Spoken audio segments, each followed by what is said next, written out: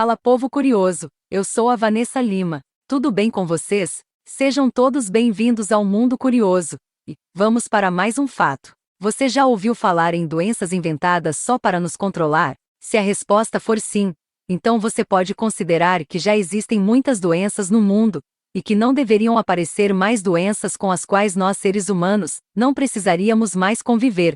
Porém, existe uma indústria poderosa em nossa sociedade trabalhando incessantemente em doenças a serem inventadas para nos convencer de que estamos sofrendo e precisamos de tratamento e muitos remédios. A doença é produto industrial, assim como a saúde um estado que pode ser manipulado pelo medicamento correto. Foi pensando em lucrar com a venda de medicamentos que surgiram as doenças inventadas. Viver não é mais tão simples quanto costumava ser. As fases normais de desenvolvimento de um ser humano nascer, crescer, sexualidade, envelhecer, entre outros processos que passamos enquanto evoluímos, são cada vez mais redefinidos como patológicos pela indústria farmacêutica e associações médicas. Se você pode fazer as pessoas se preocuparem com um problema inexistente, algo do qual elas não estavam cientes e não entendem, elas podem comprar sua solução apenas para aliviar a preocupação, afirmou o médico Steven Novella, na revista científica Medicina Baseada na Ciência.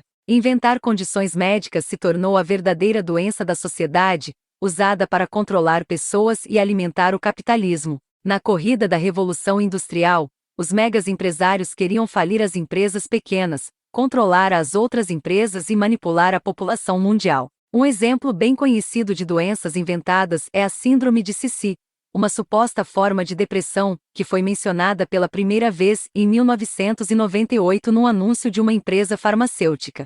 Segundo o anúncio, as pessoas que sofrem com a Síndrome de Sissi, que só na Alemanha era um total de 3 milhões de pessoas sofrendo, e que disfarçavam o problema por meio de uma atitude ativa e positiva perante a vida, enquanto na realidade sofrem de depressão e precisam de tratamento urgente. A indústria divulga as doenças inventadas num esforço de convencer as pessoas de que estão doentes, sendo que as empresas farmacêuticas estão envolvidas no patrocínio das definições de doenças e promovendo-as tantos para quem prescreve os medicamentos quanto a população. O truque utilizado pela indústria farmacêutica é promover uma condição cotidiana e comum, ao nível de patologia, que, se não atendida, pode prejudicar os anseios de felicidade pessoal e sucesso. Sem mais delongas, vamos para as doenças inventadas. Número 1. A bexiga hiperativa. Na virada do século XXI, de repente, urinar se tornou uma necessidade fisiológica que precisava ser controlada. Como mostra uma matéria do Milwaukee Journal Sentinel,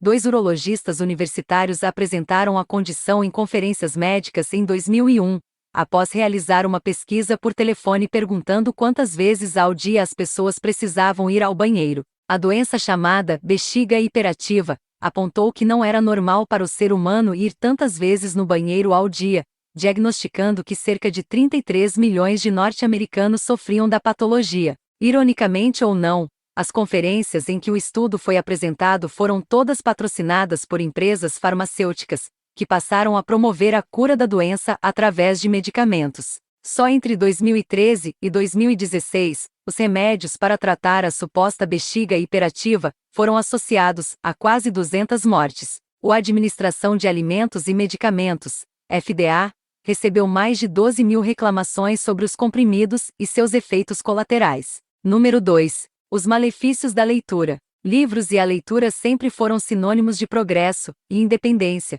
e foi por isso que no século XIX, eles se tornaram a fonte de todos os tipos de problemas médicos para poder manter as mulheres onde elas deveriam ficar. Apesar de nunca ter existido uma doença específica para o que a leitura causava, os profissionais médicos e defensores da educação masculina escreveram que a mulher que passava muito tempo com o nariz em um livro poderia desenvolver pensamentos inadequados. Também foram atribuídos danos cerebrais e oculares, degeneração do sistema nervoso, depravação feminina, decadência moral e até morte prematura. Além disso, os médicos foram pontuais e cruéis ao sugerirem que todo o esforço colocado para ler um livro poderia afetar o sistema reprodutivo, que teria que fazer uma força sobre-humana para se manter saudável e fértil com tanta energia sendo perdida do corpo da mulher. Ler livros sobre mistério, por exemplo, acarretaria um subdesenvolvimento dos ovários. Número 3. Rosto de bicicleta. O final do século XIX se destacou pelo desenvolvimento de muitas tecnologias.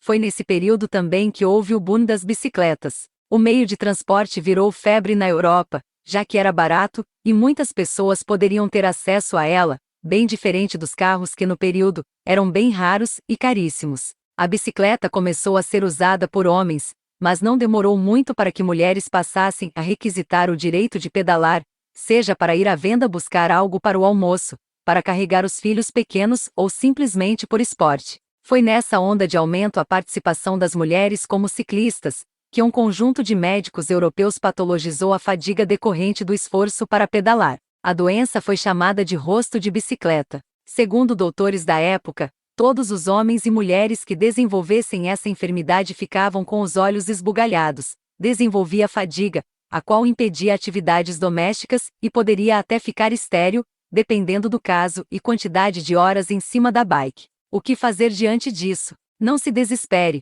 pois ainda existem excelentes profissionais de saúde. O jeito é ficar atento e sempre buscar boas informações e uma segunda opinião quando houver dúvidas, além das participações dos debates e pesquisas sobre o assunto.